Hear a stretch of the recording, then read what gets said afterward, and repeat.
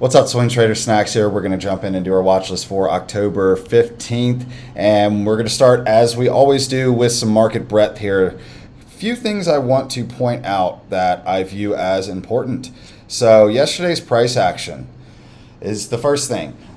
We've talked about these levels here the last few days, right? This is our neckline that we've got on the daily as being the line in the sand for shorts. That's top end of this lighter green zone. The darker green zone was the pre-market range for Monday.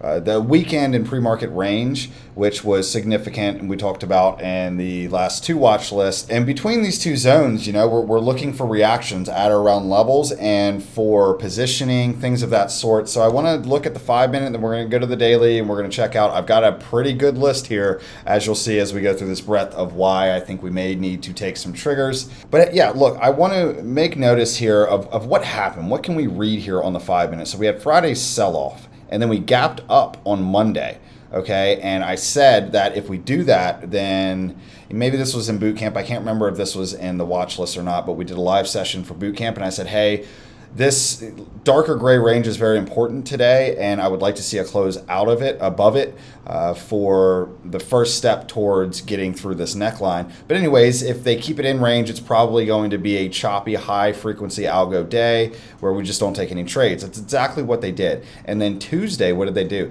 They gapped it down below range, and then market open, and they sold it off and retested Friday's low. Significant. Don't tell me leveling and technical analysis doesn't matter. Come on. Come on, right? But what did they do? They gapped it down. Nasty. Very, very nasty. And this is why you had no reason to take any positions on Monday, okay? Unless you were thinking like long term. But on Monday, you had absolutely no reason to take a new position. And then they gapped it down, tortured the people that did. They gapped it down, sold it off, made it look like they were going to break lows, torture the people that did, and then what happened yesterday? Positioning off of the key level, positioning in a buy program switched on and pushed us all the way back up to highs for the week. I mean, come on. And I did take a couple positions yesterday that I'll talk about here in just a moment when we really just showed continuation. And then obviously we had the market got spooked over a soybean tweet. Trump has really got to chill out on this China stuff right now. But you can see how insignificant that was. But again, torturous, right? Especially I would say maybe to day traders, but torturous. It sold off into the close, and now we're gapping up right at this significant neckline level where this is the last stand here. This is custard, right? This is Stonewall. This is the last stand, guys. If we breach this level, then we need to be taking triple R triggers. That would be the market getting back onto trend. Okay, as we say all the time, guys, I trade the leaders in a trend backed by growing fundamentals, and I like to see the market get back onto trend. I like to see the market go on sale, okay, and along with the stocks as well. But when it happens in the market, so it's happened multiple times in the last 6 months since we've come off of April lows, looks like this,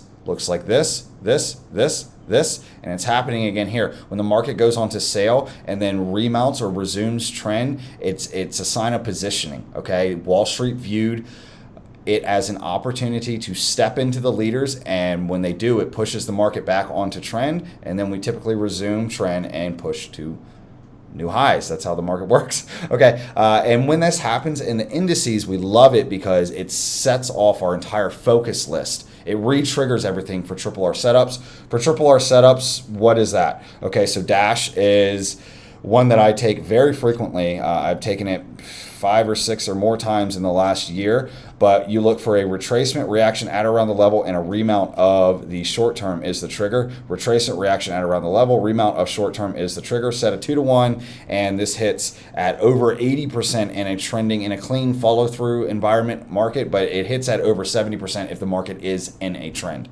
Okay, and you trade it with the leaders. Okay, and you align it with market breadth, which all things we talk about all the time. Consider joining Bootcamp if you are struggling, because frankly, if you're struggling in 2025, you need some help, because this has been a very opportunistic market and you should be making money. Okay, it is what it is.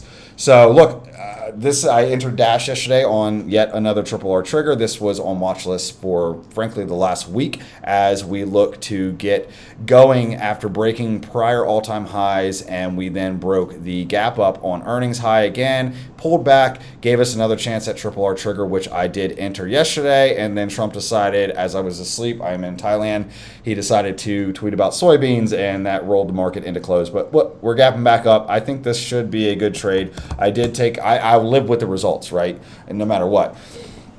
I also took SoFi. Banks reported earnings. We talked about this in yesterday's watch list video, that it was quite important that we do need participation from the banks to sustain a move higher in the markets. And everything sold off at the open. But if you look at the banks, JP Morgan, all right, look at the price action on the banks yesterday. Let's go to the 5-minute here. Look at that. Sold off, ripped, okay? All of them, right? I'm not going to go through everything, but this is pretty much how the banks looked, except for like Wells Fargo, I believe, was just strong all day.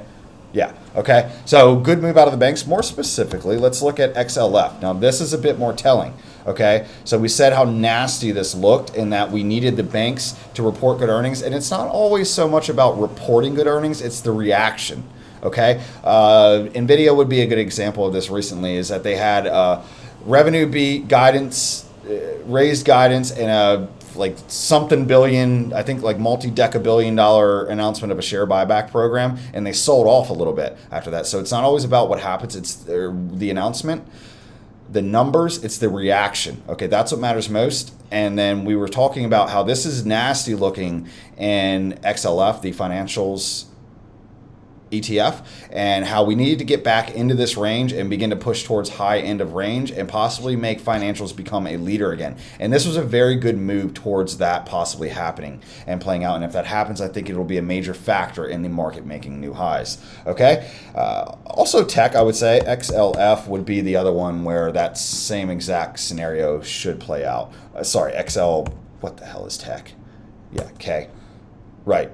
Okay, so we have this range. We were just pulling back off of all-time highs, and we were like, hey, we want to see tech get back on to trend, which it does look to be possibly doing. But guys, real quick, let's go back to some broader indice market breadth and look at what we see here. So moving forward, some lines that I was drawing out early in the week was coming off of Friday is like, hey, do we get through the neckline, hold it, and go? We would want to buy that move, or do we hit the neckline, make a lower high, and then roll over, and we would need to short, unfortunately, that move. So we are at that level. Today's price action, today's price close and action is going to be very important. And a couple things before I rant just a little bit on why I do think we will go higher, but it's important. I encourage you to stick around and listen to what I have to say. This is encouraging. Look at small caps finally breaking out. We can go ahead and close the other reason why I was willing to take a bit preemptive positioning yesterday in Dash and SoFi was because XLF for SoFi more so.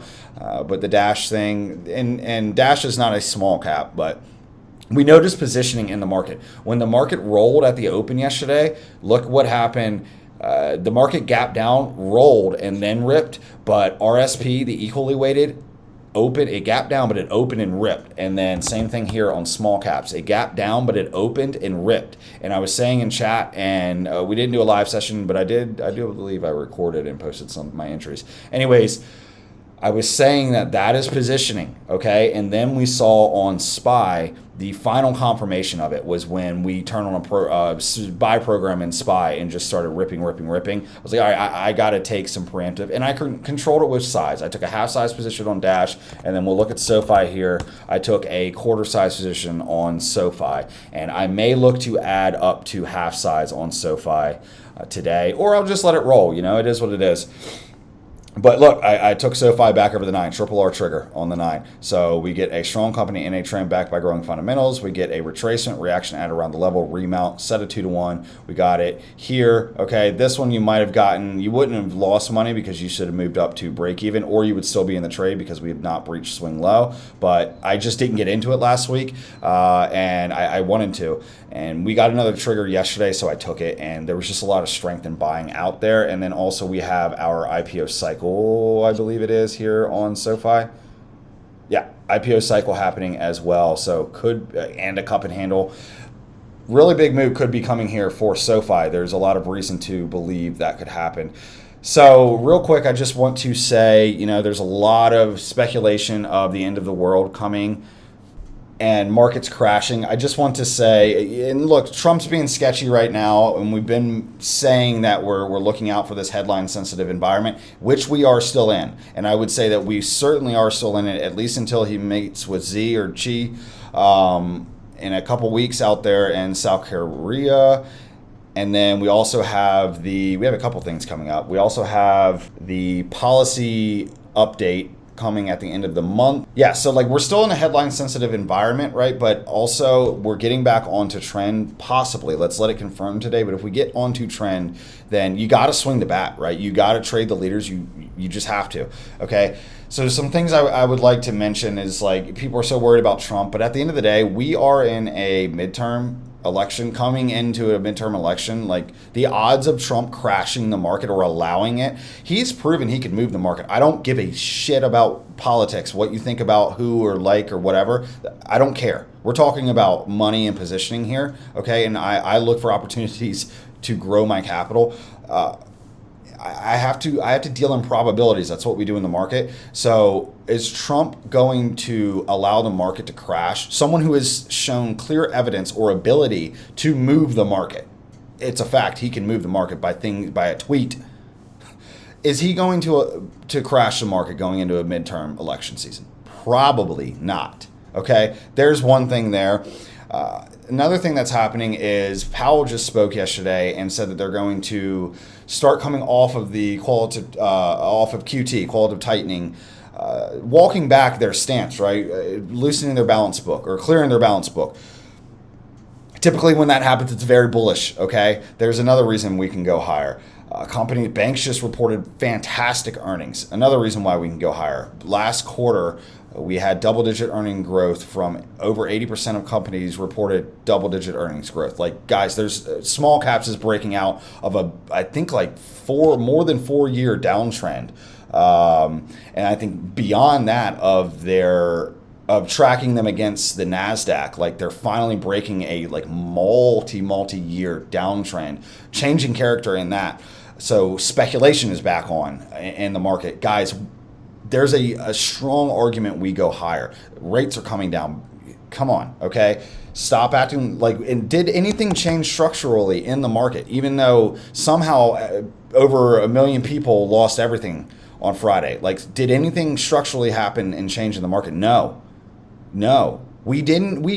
I would argue we didn't even make a lower low. Come on, look at the weekly. Zoom out a little bit, okay? Yeah, the daily looked nasty on Friday, but we're immediately reversing. This looked nasty. This looked a little nasty. That looked nasty.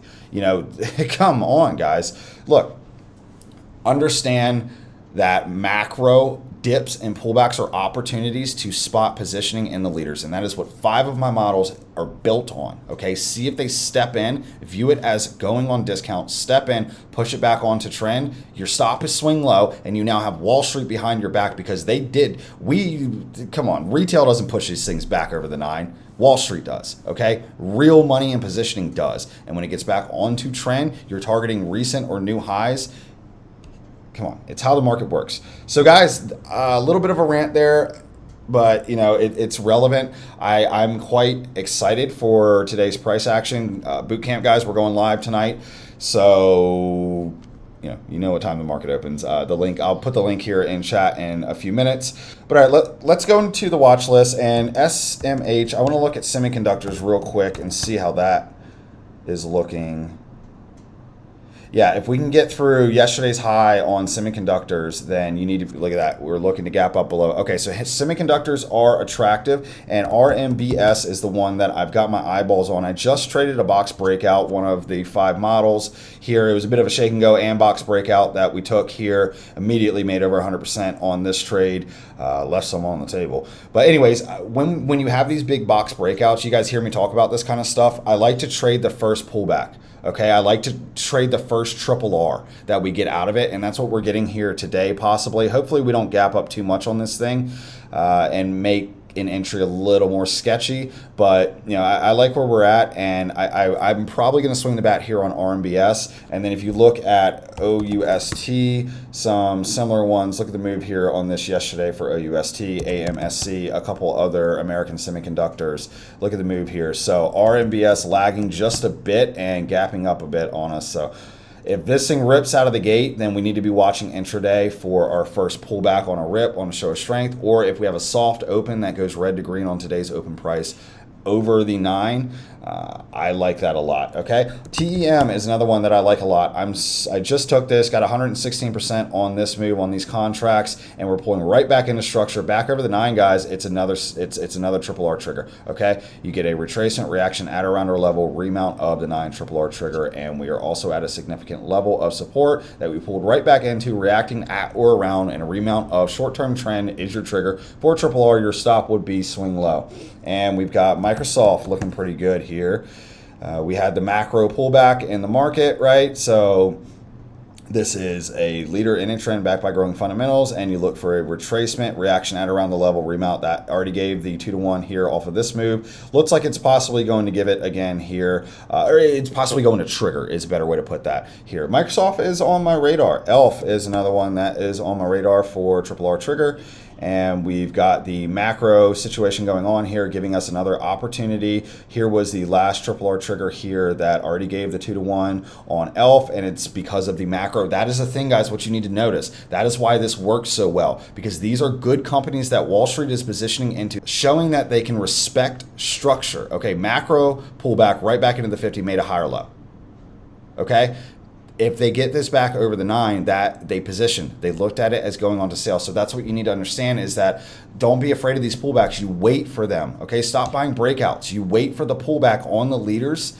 And when it's a macro thing, a literal Trump tweet over tariffs that we've known about for 8 months, okay, gave us an opportunity to reset a large chunk of our watch list, guys, and now we're getting triple R triggers. And if we clear that 667 range in the market, you need to swing the bat. Okay, Bootcamp guys. Anyone else, come work with me.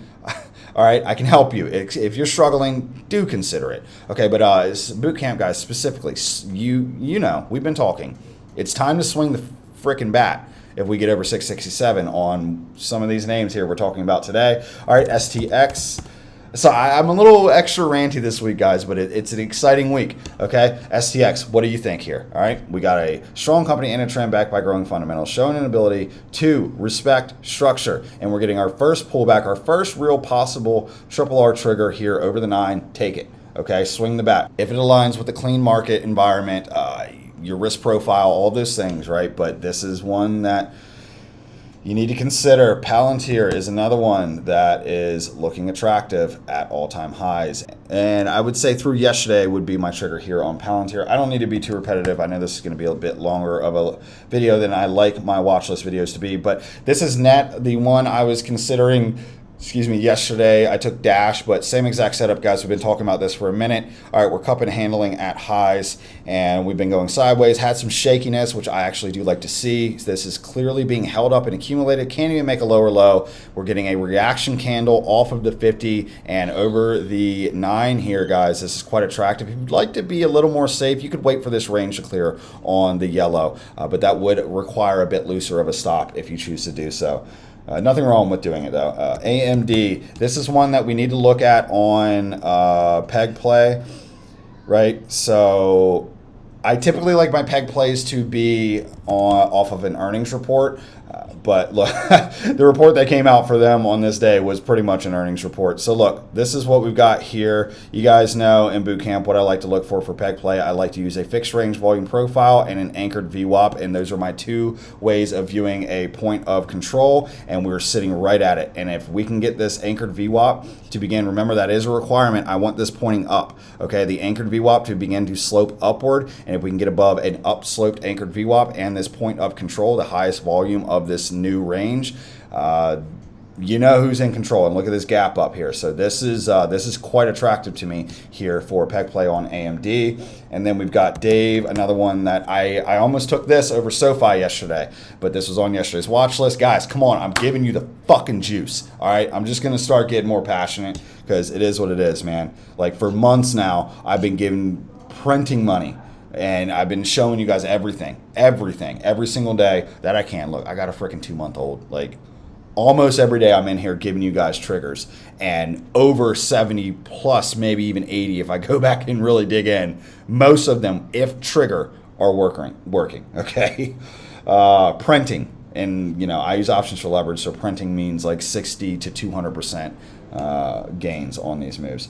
So come on, come roll with me. Come into Bootcamp. App is one we need to look at, right? So a leader that is pulling back into structure and reacting around it back over the 9 is going to invalidate whatever this news thing was that happened here. I don't remember what it was, but it was some sort of news event. And if, you know, it pulled it right back into structure. Can't even fill these gaps so far. If we get back over the 9, it's worth looking at. Uber is another one. We're still messing around with this all-time high level, but coming out of a box breakout and then going sideways again is loading. Okay, so this is attractive to me. So this is the box breakout that it came out of. Look at the structure it was able to hold. This is why we trade box breakouts. This is why we anticipate and then buy.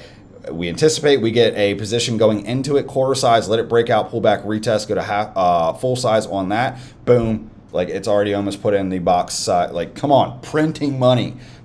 Anyways, guys, going sideways at this all-time high level is attractive. Still holding structure. I think back over the 9. I feel like Uber is going to go. Like, it's still holding structure. Look at that, guys. If you don't know what I mean, higher lows, okay? We're still holding structure, and we're struggling to get through this area, but I believe when we do that, we get a bit of juice behind it. All right, HLI is attractive. It's not my favorite thing on what we've talked about here today, but it's attractive. It's triggering, okay? So it possibly is triggering. I want it back over the 50 though, okay? You know, if the 50's on top, then the trigger is the 50. And we've got coin, another one. If you believe in crypto, then this is a textbook breakout pullback, and we've got the 9 above, so it could be a triple R trigger here. So look, you got, so we're breaking out of range and we're pulling back, perfectly testing it. I think back over the 9, if we stabilize in crypto, I don't think crypto's going anywhere. I like the play. And then you've got, this is, even if you want to be, allow this to be your entry to the bigger trade idea, which is the IPO cycle, right? Get a quarter size here, let it break out of the IPO, pull back, retest, hold that, go up to full size. You've got an average somewhere here on something that's likely to do well for a while. Shop is another one that we are getting a triple R trigger, okay?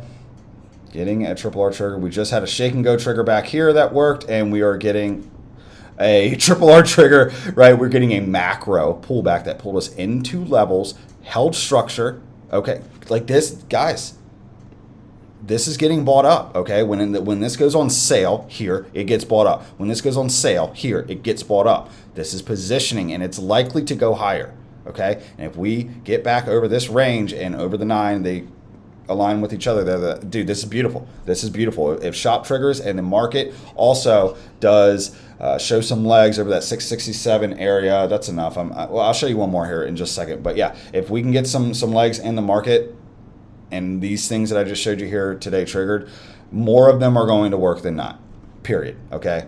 As long as Trump can stay off his damn phone. So because of that, size smaller, okay? Quarter or half size positions, okay? Let's get through, I said this at the beginning of the video, but let's get through this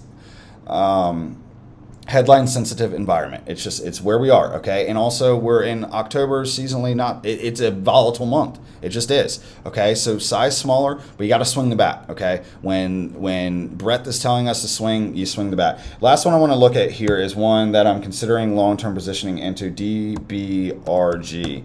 All right, this came on my radar doing some research yesterday, but at the end of the day, I'm not going to spend a ton of time on this. You guys know what I like for long-term stuff. I like basing rounding bottom patterns, okay, on volume, on accumulation volume, which is that is what we have here, and we're breaking structure here, okay? So this is attractive to me, and they do data centers among other things. They're getting bought up, okay? So your boy might be a part of that. And we're gapping up, so I would have to control the sizing into it, but we're looking for a much bigger move here.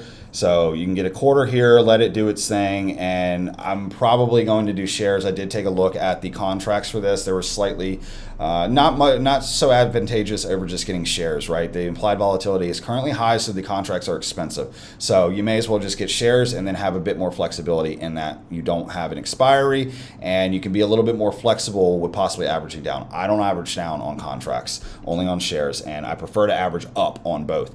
And that's it, guys. Look, a lot to be excited about here, guys, in Bootcamp. I'll see you in a few hours. Stay safe, manage your risks. Let's go make some money. I'll see you soon.